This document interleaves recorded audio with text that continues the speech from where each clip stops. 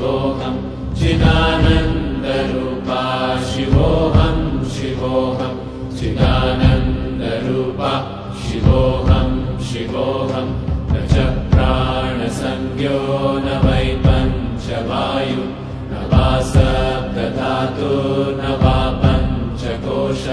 न वा पाणिपादं न चोपस्थपायु चिदानन्दरूपा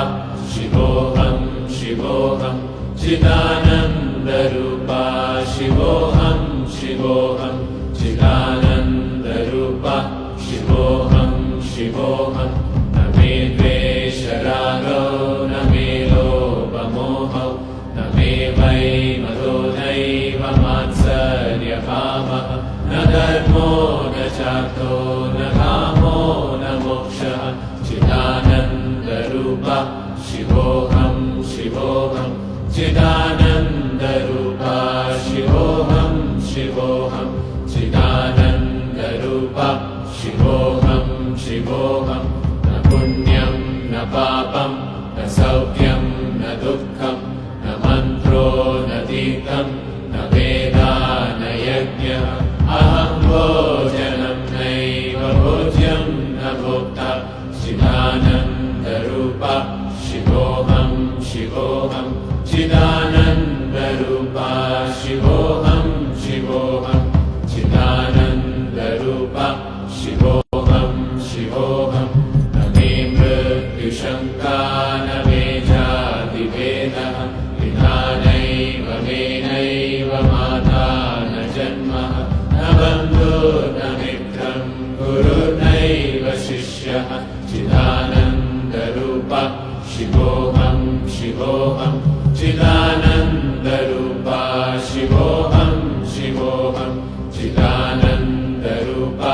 शिवोऽहं शिवोऽहम् अहं निर्विकल्पो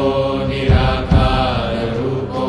विभुत्वाच्च सर्वत्र सर्वेन्द्रियाणां न च सङ्गतं नैव मुक्तिर्न मेयः चिदानन्दरूपा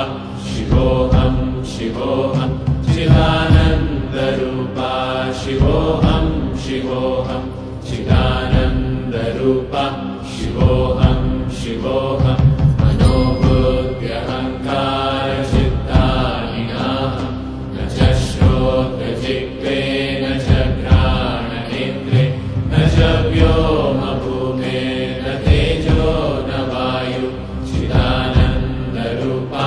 शिवोऽहं शिवोऽहं चिदानन्दरूपा शिवोऽहं शिवोऽहं चिदानन्दरूपा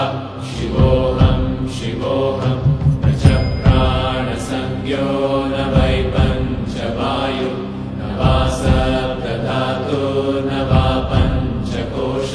न वा पाणिपादं न चोपस्थपायु चिदानन्दरूपा शिवोऽहं शिवोऽहं चिदानन्दरूपा